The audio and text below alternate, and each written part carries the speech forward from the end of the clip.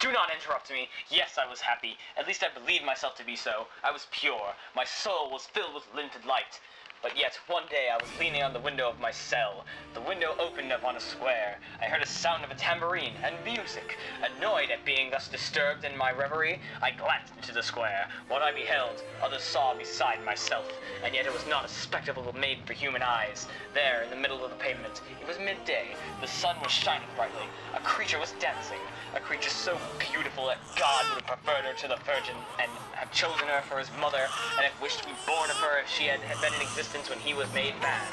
Her eyes were black and splendid. In the midst of her black locks, some hairs through which the sun glistened like threads of gold.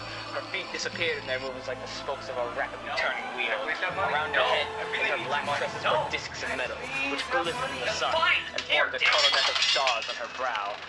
Her dress thick with spangles, blue and dotted with 1,000 sparks, gleaming like a summer night.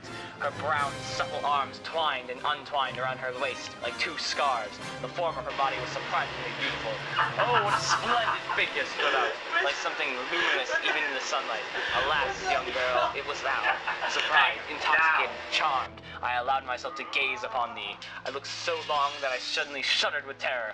I felt that fate was seizing a hold of me. Already half fascinated, I tried to cling fast to something and hold myself back from falling.